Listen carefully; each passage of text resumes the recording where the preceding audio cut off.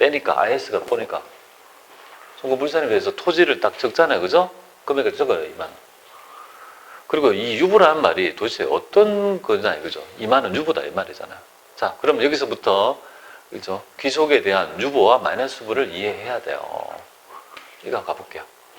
자, 유보는 바로 여기 있습니다. 내부에 남아 있는데요. 일시적 차이가 뭐지? 근데 두 개가 있네요. 유보하고 뭡니까?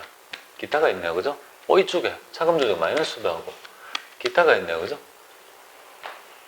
내부에 남아있는 귀속은 별로, 그죠? 간단해요. 내부에 남아서 뭐 어쩌라는 거냐, 그죠? 어떻게 차이 나는지를 밝혀야 될 거 아닙니까?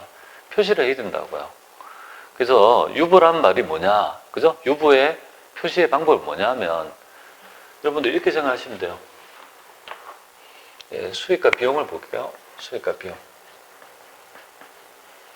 이거는 유보라고 보면 돼요. 유보라고 보고, 마이너스부라고 보면 돼요. 그리고 자산부채는요.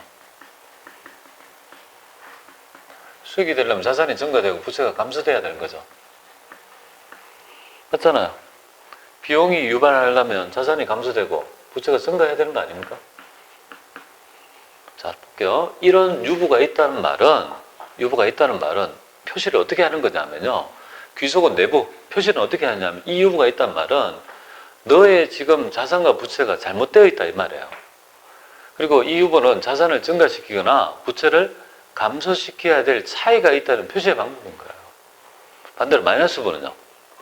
반대로 어떻게 됩니까? 자산을 감소시키거나 부채를 증가해야 될 차이가 있다는 일시적 차이의 표시다 이렇게 보시면 돼요. 그 표시를 딱 해놨다가 뭐야?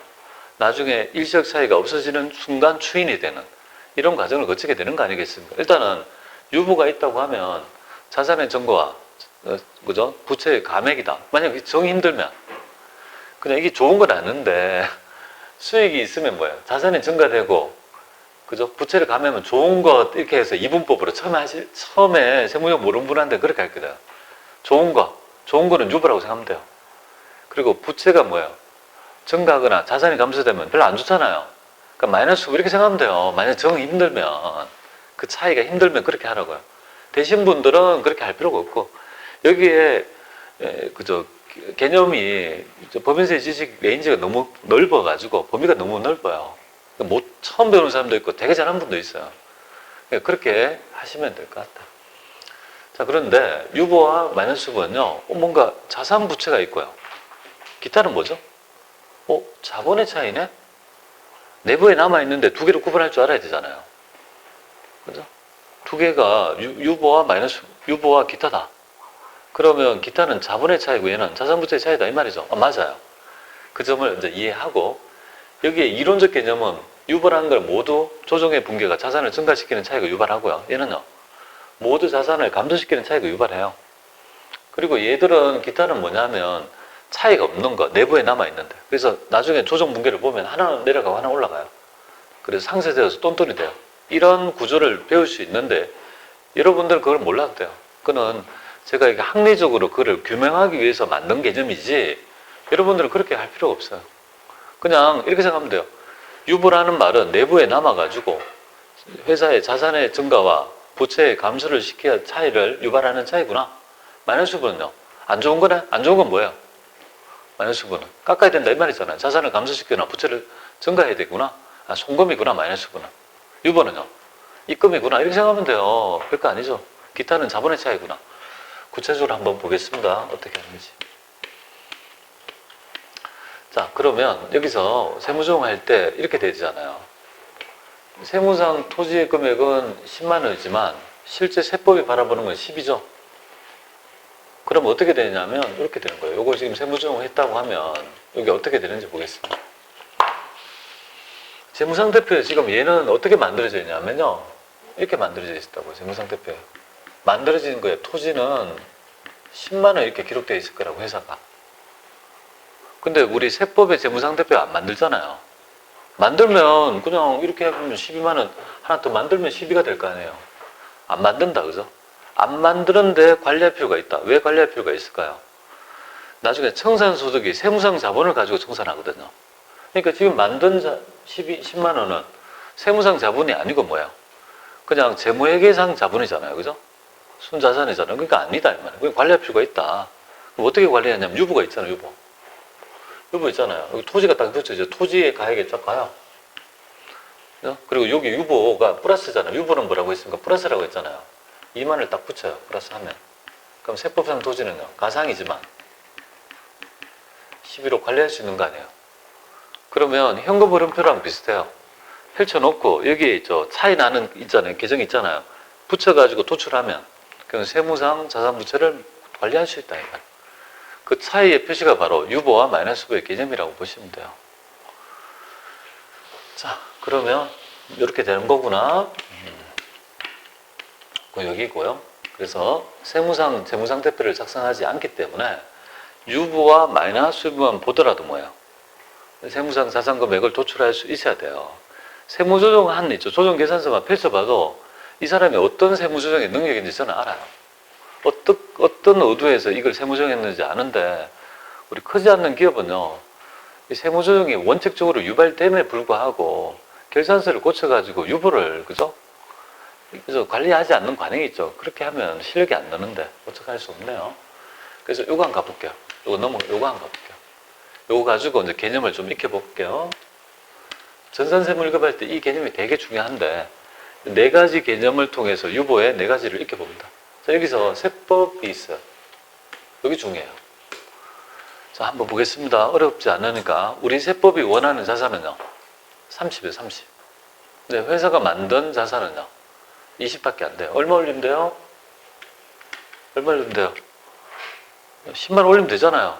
자산 10만 올리면 되는 거 아니에요? 좋은 거 아니에요? 좋아졌다 하면 유보예요, 유보. 아시겠죠? 유보. 그러면 10만 원 유보가 되고, 관리는 어떻게 돼요? 만든 건 20이니까, 유보는 더 해주니까 30. 그죠? 간접적으로 관리할 수 있더라. 두 번째 볼게요. 세법이 원하는 자산은 20이에요. 근데 회사가 만든 거는요, 30이라고. 그럼 이렇게 조정해야 되잖아요. 얼마 빼야 돼요? 자산을 감액해야 된다고, 빼야 된다고, 10만 원. 그럼 자산 감소는 안 좋은 거 아니에요? 처음에는 그렇게 가르쳐요. 안 좋은 거는. 그럼 어떻게 하라고? 마이너스 하면 되잖아. 자산을 깎아야 되니까. 표기는 만든 거는 30. 감액하니까 마이너스니까요. 빼면 20. 이렇게 관리한다. 요거는 잘해요. 근데 얘를 잘 못해. 우리가 지금 궁극적으로 잘 해야 될 부분은 바로 요거예요. 부채에 대한 개념이에요. 부채를 조금 생각해요. 나중에 대손충당금, 태충에 대한 조정을 할 때 이 개념이 필요하니까 익혀볼게요. 우리 세법이 원하는 부채는 얼마냐면 30이에요. 근데 우리가 표기할 때 순자산의 증가액은 뭐예요? 플러스가 감소액은요? 마이너스가 돼요. 그러니까 부채는 마이너스예요. 그래서 마이너스로 딱 표기해요. 부채는. 그러면 우리 세법이 원하는 있잖아요. 부채는 30이에요. 근데 회사가 계산한 부채는요? 20밖에 안 되잖아요. 얼마 올리면 돼요? 이만큼 10만 원 올리면 되잖아요. 부채를 올리면 좋은 거예요, 나쁜 거예요? 나쁜 거잖아요. 그럼 마이너스를 하고, 마이너스를 하면 표기는 어떻게 합니까? 만든 건 20인데 마이너스니까 뭐야? 원래 마이너스가 마이너스로 하면 30이 세무상 자본이 되는 거지. 아니, 세무상 부채가 되는 거지. 그러니까 정보를 주고 딱 보는 순간에 뭐예요? 회사가 계상한 부채는 20이다. 근데 여기에 마이너스가 걸려있다면, 10만 원 있다고 하면 세법이 원하는 부채는 30이라는 걸 도출할 수 있는 능력이 세무조정의 실력이라고 보시면 돼요. 반대로 볼게요. 세법이 원하는 부채는요.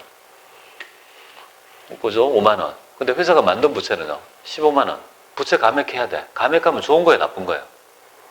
좋아졌잖아요. 그럼 유보라고요. 처음에 보면 세무조정 어려워하는 사람은 그렇게 하면 돼, 이분법으로. 그럼 유보니까 플러스잖아요. 부채가 원래 마이너스잖아요, 15가. 유보를 10만 원 더 하면 당연히 5만 원 되지. 이걸 할 수 있냐 이 말이에요. 시험 문제 얘가 있죠. 대손충당 한도초과액이라 했지. 퇴직급여 한도초과액 이거 나오거든요. 회사가 만든 부채가 여기 있지만 그 중에서 5만 원, 10만 원 유보가 있다고 하면 세법이 원하는 그저 부채는 5만 원이잖아요. 그걸 과연 볼 수 있냐 이 말이에요. 여러분들이 세무조정의 실력은 딴 게 아니라 보여지는 거 말고 그 정보를 가지고 안 보이는 거를 도출할 수 있냐 이거예요. 그게 굉장히 중요한 가치라고 보면 돼요. 자, 해볼게요. 제가 자산부채법으로 수익비용법과 세무조정할 때 자산부채법과 수익비용법을 하는 경우가 있거든요. 두 가지가 있는데요. 수익비용법 안 좋아요. 수익비용법은 처음엔 그럴싸하지만 실력은 안 늘어. 그래서 손익을 먼저 왔다 갔다 그걸 보는 게 아니고 저는 뭐예요? 세무상 자산부채가 먼저 픽스라고 그걸 맞춰가는 과정이에요. 그게 현실이라고 보는 거죠. 지금 현재 재무회계가 자산부채의 변동을 수익과 비용을 보잖아요. 수익과 비용을 측정하고 자산 비용의 변동을 나타내는 게 아니라고요. 수익의 정의는 그죠? 기업이 영업활동에 따른 판매 대가로 인해서 자산의 증가, 부채의 감소, 그로 인해서 자본의 증가라고 정의합니다. 즉 수익은 자산부채의 증감에 따른 산물로 보는 거예요. 그러니까 세무조정도 어떻게 해야 됩니까? 세법의 자산부채법을 먼저 맞추고 그게 조정하는 과정에서 그죠? 손익이 유발되는 이러한 개념으로 접근해야지만이 명확하게 알 수 있는 거죠. 해볼게요. 첫 번째 보겠습니다. 유보 중에 자산 증가의 유보 보겠습니다. 회사는 외상 매출금 10만을 누락했어요. 안 했어요. 해야 되는데 이렇게. 제품 잡고 외상 매출금 잡아야 되는데. 근데 보니까 이렇게 안 하고 뭡니까? 기말에 외상 매출금이 20이래요. 그럼 제대로 했다라면 외상 매출금은 30대 해야 되는 거 아니에요? 맞잖아요. 제대로 했다면 30이 돼야 되는데 회사는 안 해서 20밖에 안 됐잖아요. 그럼 얼마 올리면 돼요? 세법의 외상 매출금 30이잖아요. 10만 원 올려야 되는 거 아니에요? 그죠? 10만 원 올려야 되지. 자산을 올려야 되지. 그럼 좋은 거 아니에요? 그죠? 그럼 유보가 되잖아요. 10만 원 유보가 정답 나와요. 자산 증가 유보라고. 아, 유보니까 여기 입금 산입이든 송금 불산입 나오지. 입금 불산입, 송금 불산입 별로 중요하지 않아요. 가산 조정이냐 차감 조정이 중요합니다. 하나 했어요. 두 번째 보겠습니다. 그러면 만들어진 건 20이니까 유보도 하면 30이다. 했고요. 또 가볼게요. 자, 두 번째 보겠습니다. 단기 매매 증권에 대한 얘기 해볼게요. 우리 20만 원짜리 단기 매매 증권을 샀어요. 근데 기말에 평가해 보니까 30이 돼요. 그러면 우리 재무회계에서는요, 우리가 평가하고 평가 손익을 미실현 손익이지만 수익과 비용을 보지 않습니까? 그래서 회사는 어떻게 회계를 했어요? 단기 매매 증권 10만 원, 단기 매매 증권 평가 손익, 이익 이렇게 해서 수익 잡았어요. 세법의 입장. 세법은요, 조금 이따 배우게 되겠지만 입금, 송금, 그죠? 그 규정에 보면 우리 자의적인 그저 평가 차익은 절대 뭡니까? 우리 자의적인 평가 차익은 이미 평가 차익으로서 절대 인정하지 않습니다. 즉 이 말은 평가 수익이나 평가 손실을 인정하지 못하겠다 이 말이에요. 세법의 입장. 그럼 이런 자산은 원해요, 안 원해요? 회사가 지금 이렇게 원하는 게 아니잖아. 비어있으니까 역분괴 돼야 되는 거 아니에요?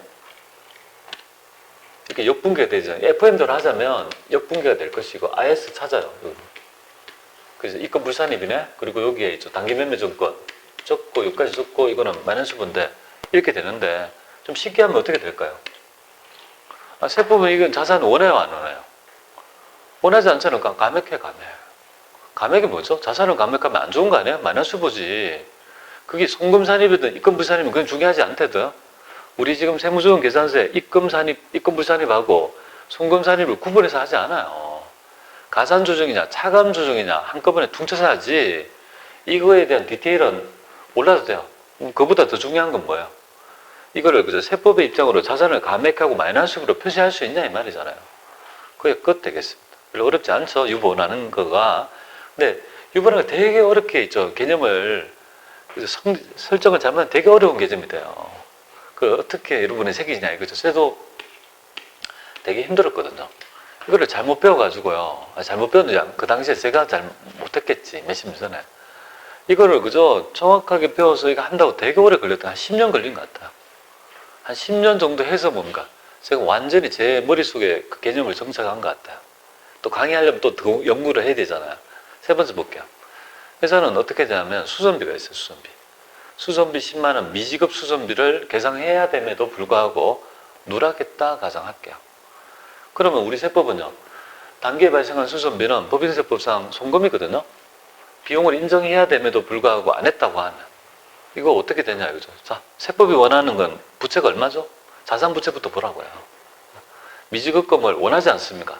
지금 이렇게 해서 미지급금이 누락하고 미지급금이 20인데 세법이 원하는 부채는요. 30에 대해 마땅한 거잖아요. 제대로 했다면. 그럼 부채 증가 해줘야 되는 거 아니에요? 그럼 부채 증가하면 좋은 거예요? 나쁜 거예요?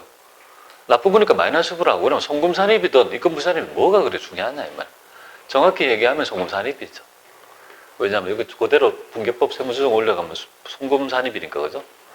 송금 산입에서 그러면 회사는 부채를 20으로 계상했지만 세무상 부채는요, 관리할 필요가 있잖아요. 마이너스 유보라는 걸 통해서 표시를 해놓겠다 이 말이에요. 네가 만든 미지급금 20밖에 안 되지만 내가 마이너스 유보를 달아넣었기 때문에 요거를 대가지고 세무상 그죠 미지급금을 도출하라는 의미로 해석하시면 돼요. 알겠죠? 별로 어려운 거 아니고. 마지막 볼게요. 케이스 바이 케이스. 유보의 마지막 되겠습니다. 자, 지금 보시면 회사는 퇴직급여 충당 부채를 기말에 퇴직급여를 전입을 15했습니다. 종업원들이 일하면 당연히 부채가 늘죠.